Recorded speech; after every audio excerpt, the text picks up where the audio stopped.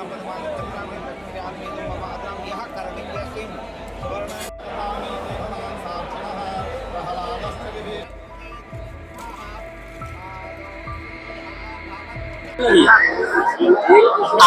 बड़ा ही हर्ष का विषय है कि हमारे सुरेश नारायण, स्वर्गीय श्री सुरेश नारायण जी की पावन स्मृति में उनके पुत्र श्री चंदन सिंह जी ने इस संसार के सभी मृत प्राणियों के लिए तर्पण और श्राद्ध किया। यह गया जी श्राद्ध की भूमि है, जहां आप फल्गु नदी देख रहे हैं।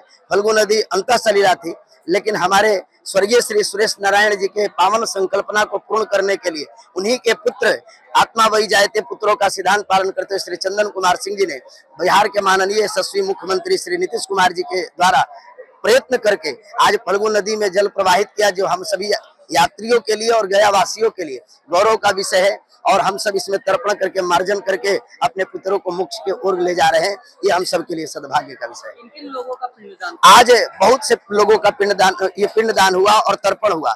जैसे अहमदाबाद में भी प्लेन क्रैश हुआ, अभी पुलवामा में कायराना हमला जो हमारे पड़ोसी देशों के द्वारा हमारे भारत पर किया गया, उनके लिए भी हमारे चंदन बाबू ने तर्पण किया। और जो आगे विगत वर्ष 1 वर्ष पूर्व में परमपद हुए, उनके निमित्त यहाँ पर पिंडदान हुआ। यही तो वसुधैव कुटुंबकम का सिद्धांत है।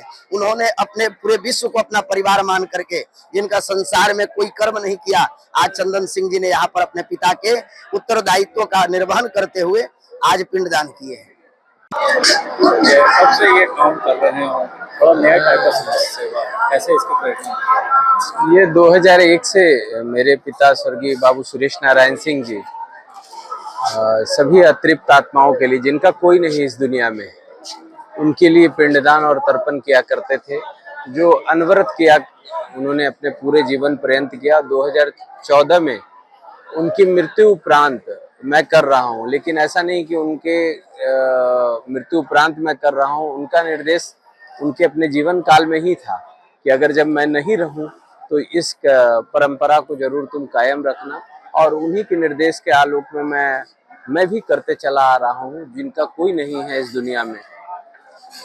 जघन्य अपराध में इनकी हत्या हो गई हो, मौत हो गई हो, किसी भी कारण से, और इस पूरे विश्व के कल्याण हेतु हम लोग भगवान नारायण मोक्षदायिनी फल्गु के पास प्रार्थना करते हैं हर वर्ष।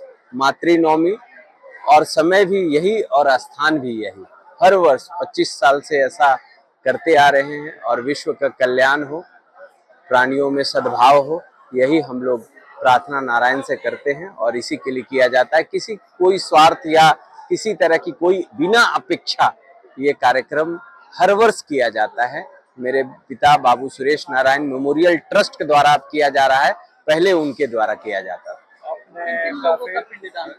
देखिए, ये तो सिंबॉलिक है। दुर्घटना में अभी जो भी लोग की मौत हुई हो, चाहे अभी 241 यात्रियों की जहाज में मौत हो गई हो, या प्रयागराज में मौत हुई हो, हिमस्खलन से मौत हुई हो, सेना की जवान की मौत हुई हो, तो ये तो हम लोग नाम सिंबॉलिक लेते हैं, लेकिन किसी व्यक्ति विशेष का यहाँ पूरे सभी के लिए इस शास्त्रवत ये है, गया मोक्षदायिनी के पास आप शास्त्रवत है कि आप पशु पक्षी पेड़ पौधा जाने अनजाने सभी के लिए पिंडदान करते हैं, और उसी के आलोक में हम लोग सबके लिए करते हैं। और 2-4 नाम जो आप सुन रहे हैं वो तो है ही। इस साल जो तर्पण किया है तो नेपाल में भी जो, हाँ, उनका भी है तर्पण। उनका हम लोग करते हैं जिनका 1 वर्ष नहीं हुआ रहता है।